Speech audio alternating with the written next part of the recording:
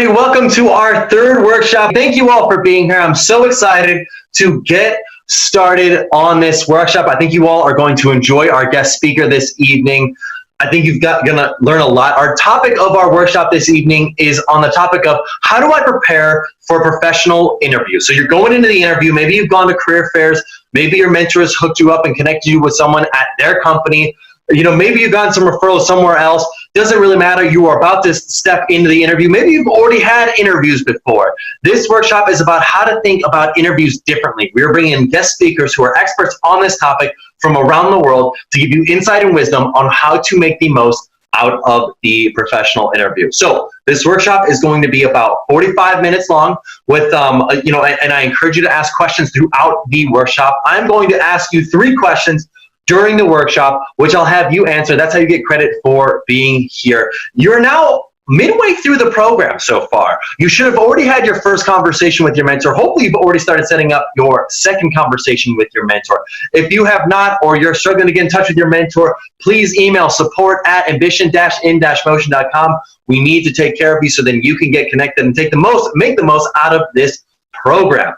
So, really, this program is all about how can you prepare for the first professional interview. Really, what you're selling your interviewer on is your ability, essentially your future potential opportunity. Essentially, you are selling them on your potential, because at the end of the day, people are not expecting you to come in and be the expert on XYZ topic. They are expecting you to be a willing learner and someone that's eager to gain knowledge and to be a better professional. If you can convey that, you will get the opportunity. But it will be competitive, especially in highly competitive industries. And I know that anybody that's in this program is more likely than not going into a career that's competitive. I mean, you would not have gotten a mentor had you not wanted to take your level, take your career, take your life to the next level. So with that said, I want to encourage you to keep your head up, keep applying, put yourself out there for more opportunities, and leverage the insight and knowledge that you're getting in these workshops to make yourself and to help you better prepare yourself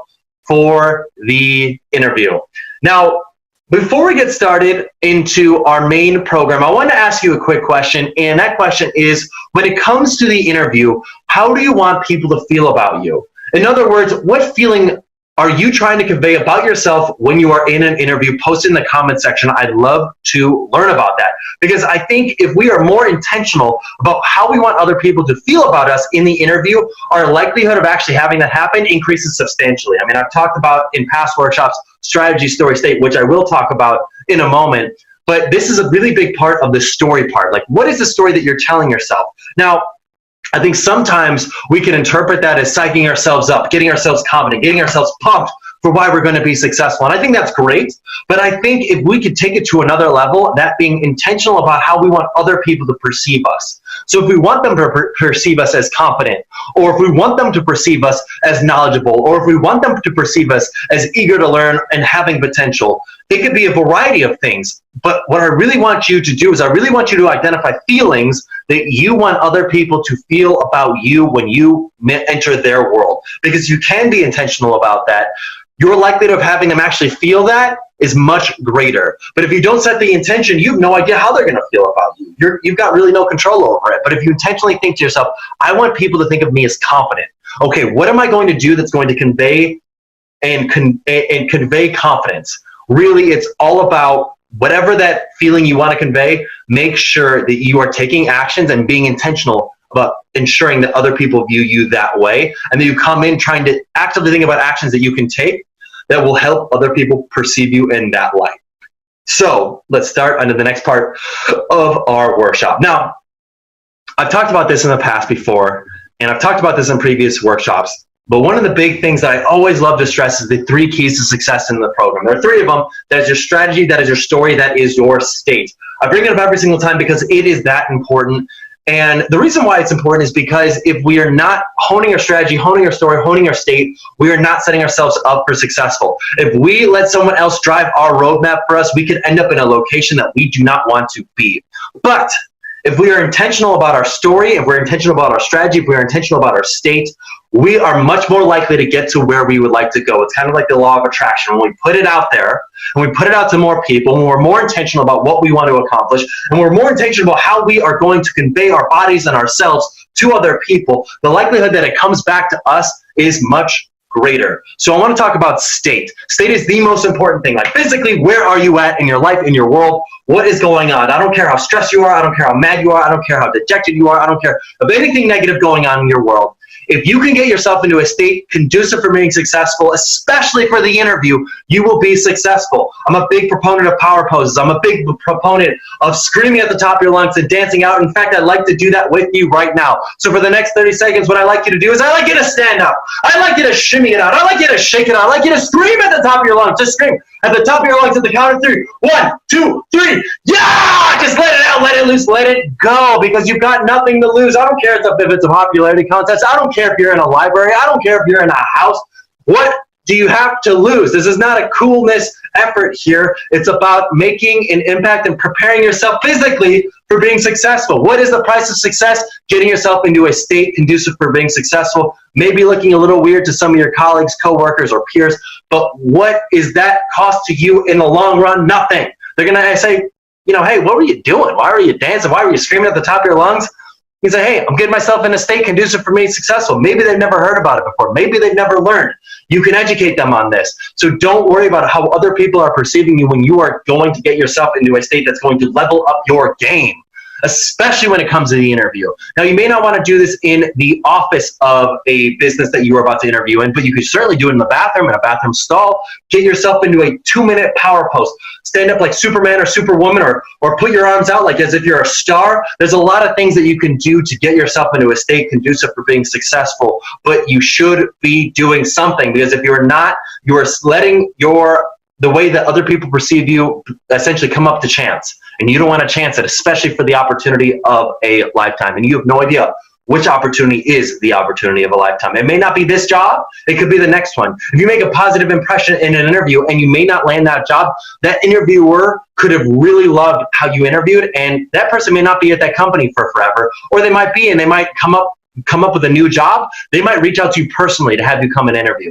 It's all about the relationship. It's all about how they perceive you. It's all about that impression you leave. Your state is critical. Now, what is the story you tell yourself for why you are going to be successful? This is something we kind of did earlier when I asked you, how do you want other people to feel about you in the interview? This is a great exercise to prepare yourself for a professional interview. If you are intentional about how you want other people to feel about you, you are going to put yourself into a position to succeed, because then you're much more likely to manifest that outcome. Literally, law of attraction, putting it out there. I want other people to feel XYZ about me. Confident, smart, intelligent, well prepared. I don't care what it is. Maybe it's a weakness that you have, but you like to have them perceive it as a strength. Maybe it's a strength that you have that you'd really like to amplify even as a greater strength. Doesn't matter, but set an intention of something. Because if you don't set an intention of something, it could be wild in terms of what they actually perceive of you. Now, the last key is your strategy. What are the things that you're going to do to make the most out of this interview? Are you going to come prepared with questions? Are you going to come prepared with doing background research on the company? Are you going to make an intentional, focused effort on taking notes during the conversation, so then you're asking poignant, direct questions to the interviewer that are relevant about his or her life? Are you going to do the things that you need to do to be the most successful in an interview, or are you not? So the strategies you're going to learn from our guest speaker later on in this workshop, I think you're going to really enjoy what our guest speaker has to say. But before we jump into our guest speaker, I want to talk about one final thing, and that is getting yourself into a routine that can help you prepare for an interview. One of the things that I like to do, have an accountability partner. This could be it could be anybody, but what you want to do with your accountability is you want to share with your accountability partner 3 things that you learned this week and 1 thing that you've done to get closer to that internship or job. What this does, and you might think this sounds silly, you might think this sounds crazy, it could be another student in the program, it could be a friend of yours, does not matter. But what we've learned, what we've observed is that students who land jobs and internships through this program are substantially more likely to actually land that job and internship if they told other people about their experience. One of the questions we ask at the end of the question is, on average, how many other people did you tell about your experience in the program? What we ended up learning was that when a student told 20 or more people about their experience in Ambition in Motion, their likelihood of also landing their job and internship was substantially higher than students who didn't. There's a direct correlation to you telling more people about your experience and what you're learning in this program to actually landing the outcomes you like than not. So I want to challenge you to identify an accountability partner. Share with them 3 things that you've learned this week and one thing that you've done to help you get closer to landing that job or internship. Now, the other big thing that I want to bring up with you is our referral program. So we are now starting to open up the applications. And one, I'd love for you to be in part of the program again. You can get a new mentor, you're going to get new content, you're going to learn from new speakers. But more importantly, I want you to encourage other students to get involved as well. We have a referral program for you, so then you are discounted to get in the program next semester. Essentially, anytime that anybody applies, we ask them, how'd you hear about us? If they write in your name, you get credit. If you don't mind being an ambassador for this program and helping encourage other students to get involved and take advantage of this, I would greatly appreciate it, because it would help us make a bigger impact on more people, which is really what our goal is. So let's jump into our workshop. I'm so excited for you to meet our guest speaker. I'm so excited to transition into this next part of the workshop. Remember to answer the 3 questions that we asked during the workshop. That's how you get credit for being here within 24 hours of the workshop going live. If you got any questions, any concerns, any issues with anything at all, please email support@ambition-in-motion.com. We will answer those questions, concerns, and issues. Thank you all for being here. I'm so excited for you to meet our guest speaker. Hey everybody, I'm so excited to dive into another workshop. Today we're here to talk about how to prepare for the interview. So a lot of you, maybe you've already started interviewing. Fantastic. Maybe you've not started interviewing yet. That's all right too. We've got ourselves a great leader with us here today to help share her perspective, her insights, and just what she has found to be really effective to just making sure that you put your best foot forward during the interview, because there's a lot of misconceptions. There's a lot of maybe bad habits that one can develop if you don't know any better. And having guidance from an experienced professional like October can be really incredible. So October, thank you for being here. Thank you, Garrett, for inviting me. I'm super excited to support and give back to early careers.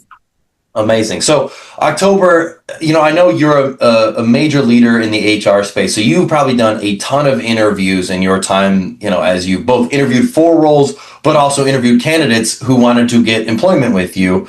I guess to start, what are employers looking for when reviewing a person's resume or cover letter? I think that's like the initial foot in the door. That's where students probably get started. What are employers looking for?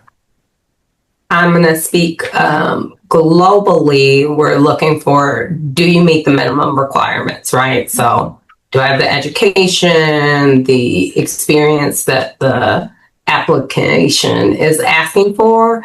And then once you have that, once they contact you, your foot is in the door. So the next step is you likely have stiff competition.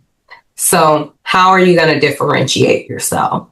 It's being clear about the job description, what they're asking for. And if you're an early careerist or a new grad, you may not have the specific work experience, but what have you done in school that can translate and transition?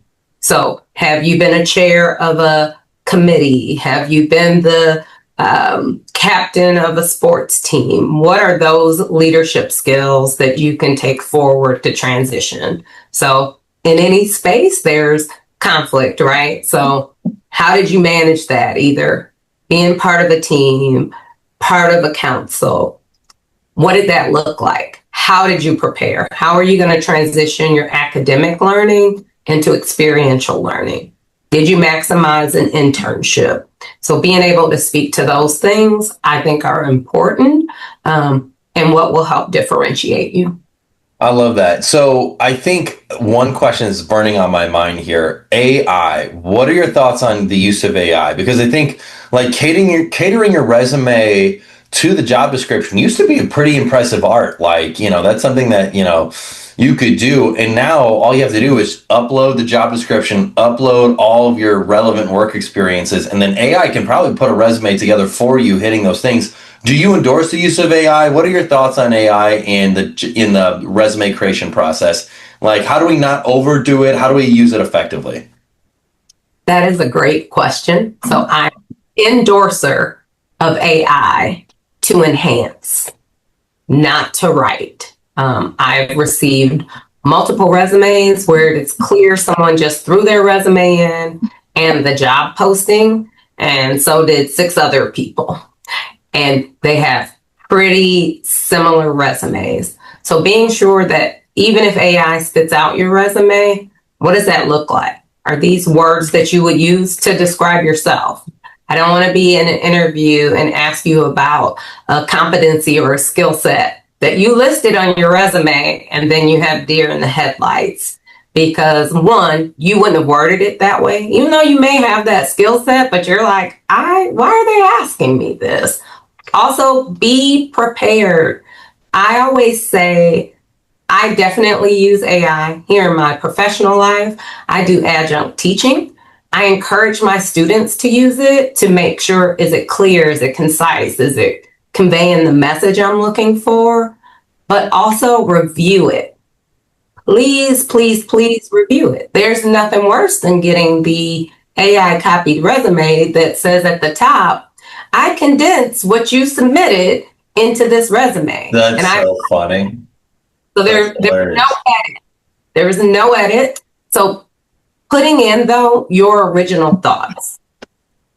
How do you speak? What would you say? Because when you get to the actual interview, I'm looking for the authentic you, not the AI you. You're not going to be able to show up with AI. But I do think we should all be AI agents, because that's where the future is going, and it's using it for efficiency. Do you like cover letters, or are you a non-cover letter person? I despise cover letters. Really? Tell me more. Why do you despise cover letters? Because they're, again, very generic, right? Even before AI. My past life, I did career coaching and resume writing, and I always provided my clients with one generic cover letter that had all the right words with an X, like insert job title here, insert X here, insert company. They're not really tailored. I am not a fan of that.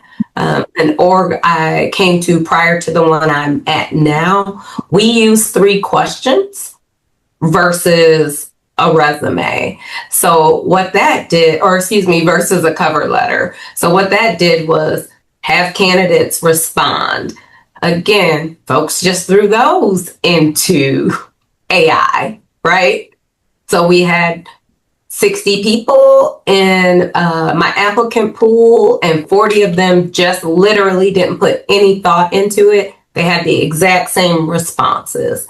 So do you have the opportunity to have a cover letter that speaks authentically to who you are? If I'm going to get a cover letter, what is it telling me that's different than the last person? Does it have the same generic, I have this degree and I'm super excited and I bring this? I really don't want one more thing to read. Your entry is your resume. You know, I love that. And I think as AI becomes more like proliferates throughout just the applicant space and just the job acquiring space in general, I do believe that showing up to things like career fairs and just in-person activities are going to be a major differentiator for students as things move forward. Because to your point, like, you know, just because you got good grades in school does not make you a good employee. And that's not necessary. I mean, I think some companies look for that, but, you know, there gets to a point where, you know, GPA, SHMEPA, like what we really care about is, can you do the job and can you follow instructions, and like, can you learn and grow in a scenario? Because what's different between the collegiate experience and the working world experience is in college, you're given a very clear rubric of like, your quizzes are going to be on these dates. We're going to cover these specific topics. In the working world, there's a lot of ambiguity. It's kind of like, we need to achieve this outcome because we have this problem, but we do not know how we're going to solve for this problem. And I need you to figure it out. And that's, I think, a really tough pill for a recent graduate to swallow. So I don't know, what are your thoughts on just like the in-person events and just ways to kind of showcase that you're a creative thinker and willing to step outside the box? I think showing up first for the in-person event. What does that look like? What is your differentiator? Have you looked at if it is a career fair that said these employers are there? Did you do a targeted search? Do you know who is going to be here on my campus or at the event I'm going to? Have you gone to their website?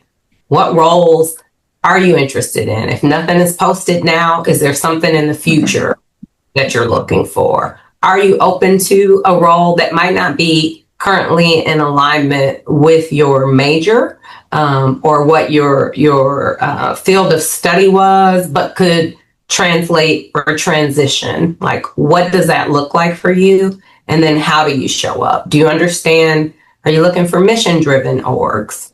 Are you looking for nonprofit?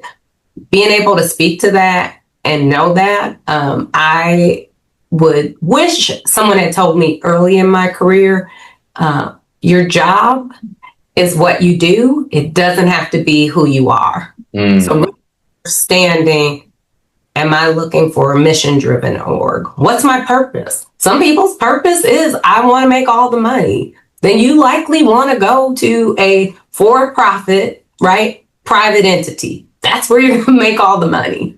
Not saying you're not in community involvement and doing those things. But if I'm looking for all the money, I'm likely not applying at nonprofit, even governmental type agencies, because there is a cap.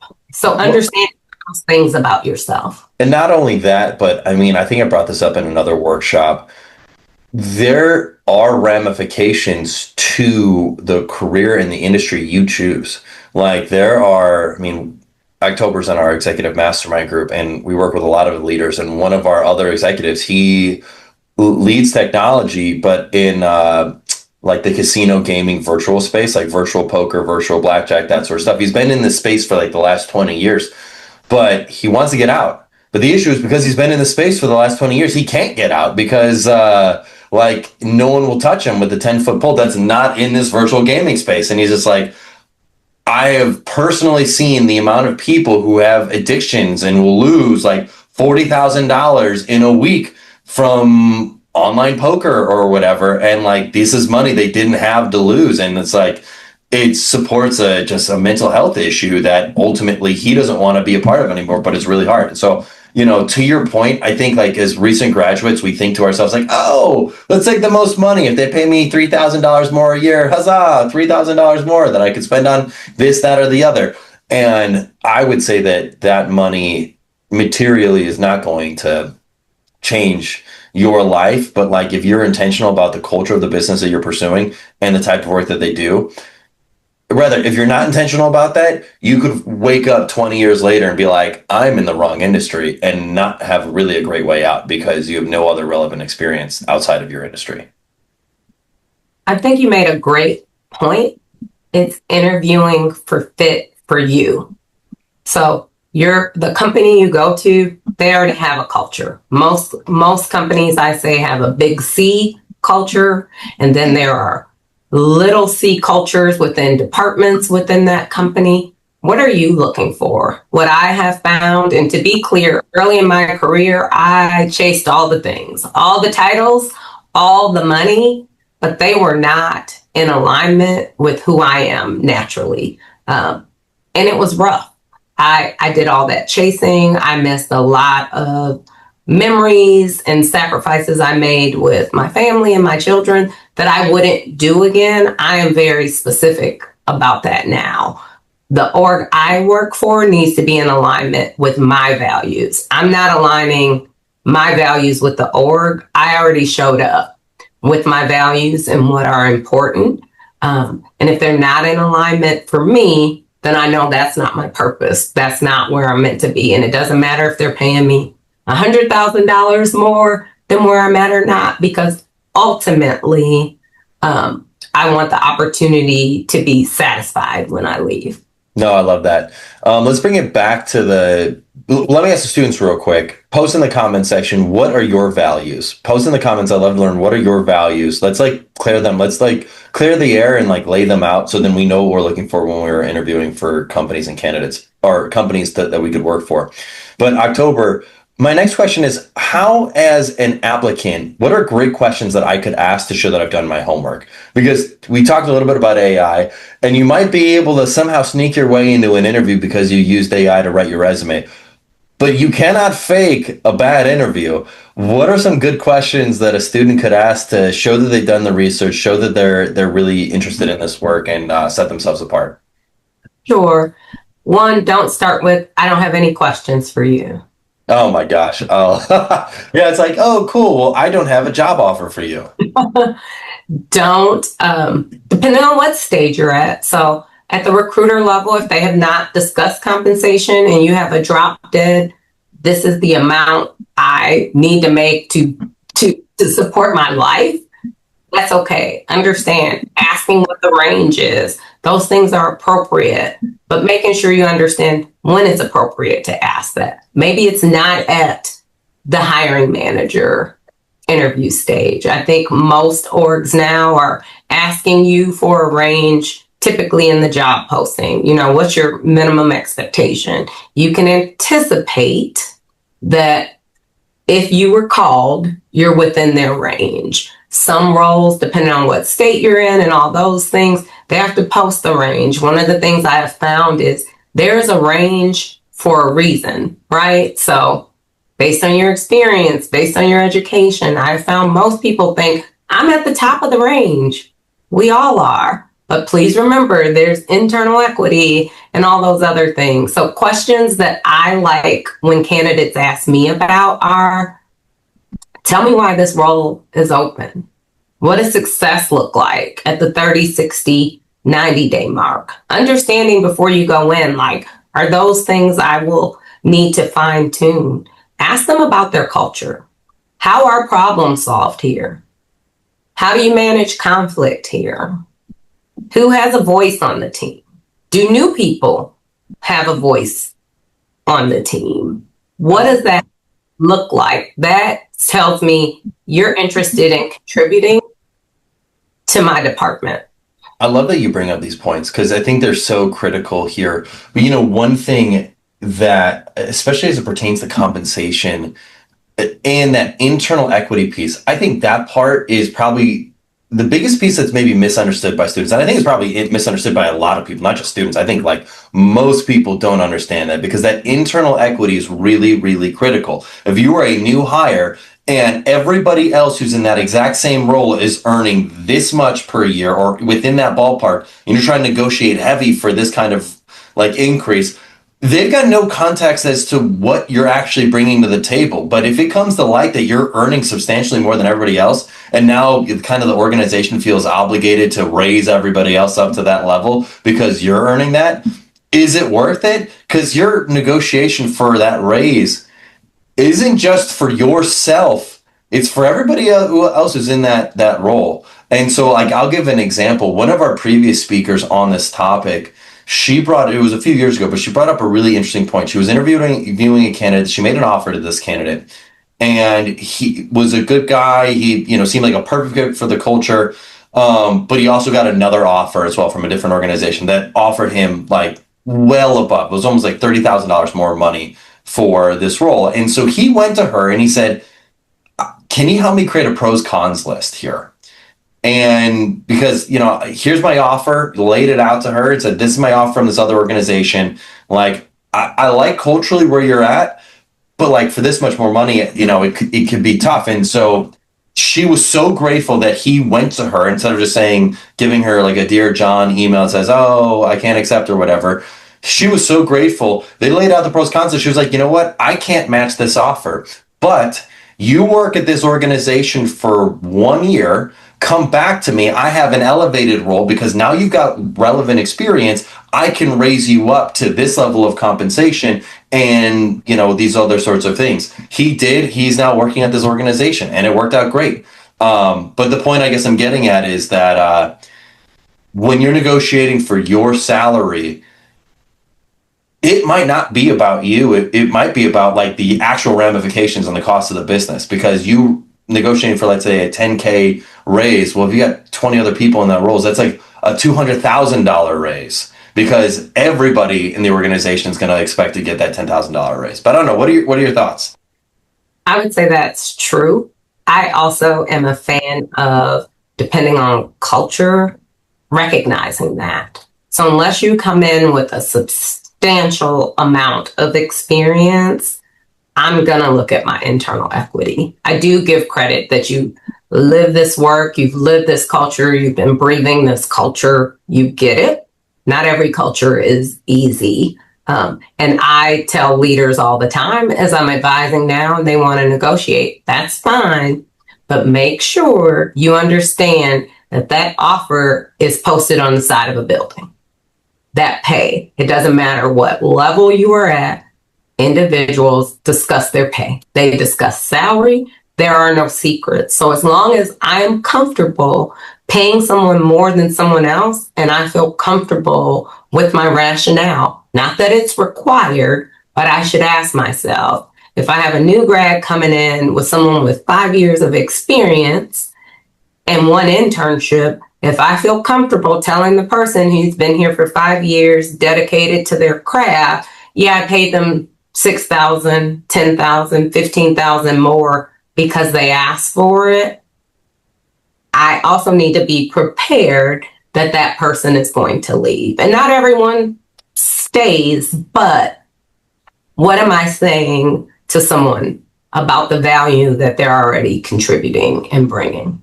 That's exactly right. And by the way, students, I want you to hear this. Like, this is not to say don't negotiate. You absolutely should always negotiate. But if you don't get what you're asking for from a job description or from a job posting in an offer, recognize it might not be about you as much as it is about the internal politics, because that's something that I think is really hard for us to understand and comprehend. It is like, you could be a very lovely, amazing candidate that could be great culturally for this organization, but if you're asking for something that would potentially create a rift within the organization, like what a slap in the face that would be. If I would work for somewhere for 5 years, did really good work, and now someone who's a fresh college grad is earning $6,000 more than me, I'd be pretty not happy about it.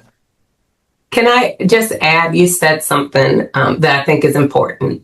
It's 2025. Everyone negotiates. I have a teenager. I just paid him because it was my turn to load the dishwasher last night. And I said, hey, can I pay you this to load the dishwasher? He was like, how about X? And I was like, how about Y? And he was like, final and done. Everyone negotiates. So I want to make sure that it is clear that there is sometimes the belief like, well, if I negotiate, they'll think I don't want the job. If that is the case, what I have done is I have emailed the hiring manager after I've had the job offer, not the recruiter who might be my contact. And I'll say job offer acceptance and salary considerations. So if it's truly a role you want and you don't want it to look like, well, now I'm just being a dork offering and they think, well, I'm going to move on. I was very clear in that email. I'm accepting this job, but I would like some salary considerations. And are you open to X, Y, and Z because of Y? The worst they could say is no, but it was very clear to the employer that I did want this role. So if you were... Hold on a second. Students, rewatch that, like 45 seconds, rewind. That, I think, is one of the most powerful ways to negotiate for additional salaries without putting yourself at risk of getting the offer revoked. That is so powerful. Like, take this, pause, 45 seconds, rewind, rewatch October say that. That is huge. What a huge insight right there. What a great way of approaching it. Saying like, hey, hiring manager, I'm going to accept this offer, but I would love some salary consideration. If I could get bumped up to $6,000 more or $7,000, whatever your number is more per year, that would be awesome for these reasons and this, and this, all these sorts of things, whatever. I would love that to be considered. And then kind of see what happens. The worst they could say is no, but they might say, you know what, you bring up a great point. We're going to give you the offer and we're going to meet your salary demands. Bada bing, bada boom. You negotiated and you still got the offer. And they might say no, but like, we can offer you this. How does that sound? You say, great, I'll take it. And like, you get started. And I think that was such a good tip right there, October. That's a nugget. That's a golden nugget right there. I always encourage it because people are always worried, like they're going to pull the offer. If I negotiate, then they're going to move on to someone that will accept. No, if you really want the job, but want to have your salary considered, give them the reason why they'd make those considerations. I think it's important.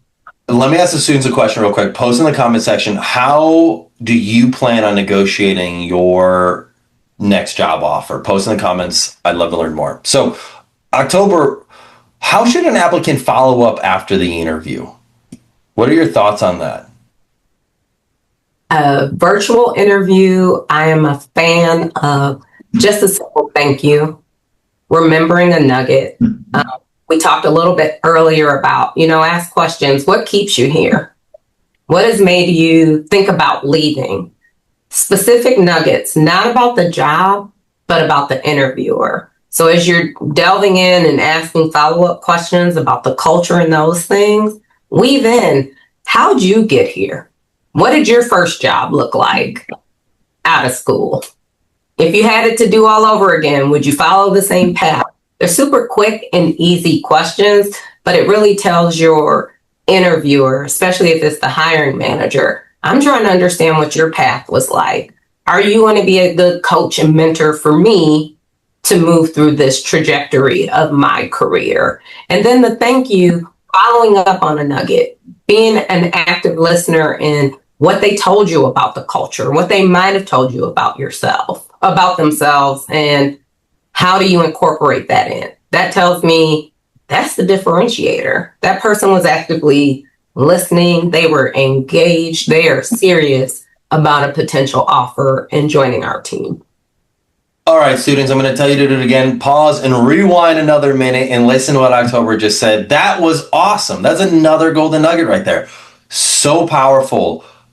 Dale Carnegie wrote a book, How to Win Friends and Influence People. One of the things he writes about, people care more about themselves than they care about other people. When you ask people about themselves, you are making them feel warm and fuzzy on the inside. When you ask them those three questions, what was it like? How did you get here? What was your path like? And what was the other question you suggested that a student asked that interviewer?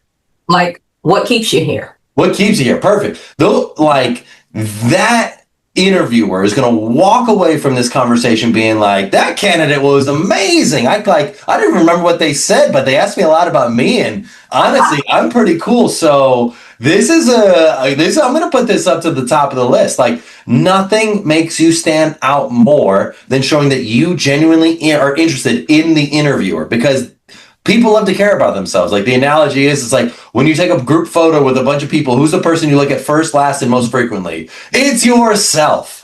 It's always yourself. And so people care about themselves. They don't really care about you. You just kind of have to meet the minimum requirements in terms of like asking questions. But if you show that you're willing to ask questions about them and their livelihoods, you're kind of showing that you're a cultural fit because you care about them. That is, I think, what's the saying, like, people are interesting because they're interested. If you show that you're interested, you will be interesting to them. Agreed. So yeah, that's a really good one. All right, October. What is the biggest mistake that you see candidates make in the interview process? There's like one thing that you'd be like, students, for the love of God, do not do this in the interview process. What would that be? I have two. Okay. One, do not badmouth your past employer, past internship. No one wants to be on the other side. No org is perfect. You may have just had an individual that wasn't in alignment with you as how you wanted to be led, or the company culture wasn't for you. But that doesn't mean, because when I'm sitting on the other side, I think, well, if they're not a fit for me, are they going to be out at the next interview saying how crappy I am, or my team is, or my org is, which might not be the case, right? It could be true. I could be a crappy leader. The org could be crappy, but I'm not expecting you to go out and share that. I want people to come in and find that out for themselves. And then the other thing I find is, when I ask people about their weaknesses or opportunities, when they don't have any, or they give me those canned, I could pay more attention to detail. What does that mean? Did you make a mistake and it was $3 off in our accounting? Or did you make a mistake with the decimal and it was $3 million off, right? Those are two very different things as it relates to attention to detail. Being super honest, I think there's a belief like, I don't want to say what I will get wrong. We all have errors. Even me in the seat I sit in. I have opportunities, I have blind spots, but being open to them. So if you truly have enough work experience that you think, I'm not sure what my weaknesses are, then it's being open. I ask full time for feedback because I haven't been in a professional environment yet. Here are some of the opportunities I believe I have, but I'm open and I'm going to solicit feedback from my new leader, from my peers to ensure that I'm not missing something. But being honest, no one shows up anywhere perfect. We all have opportunities. I love that advice. That's so good. So students, another question, post in the comment section. What is your biggest weakness and how can you share that in an interview? You know, I think I shared this in an earlier part of this recording, or at least in another recording, where there's this book called Persuasion by Dr. Robert Cialdini.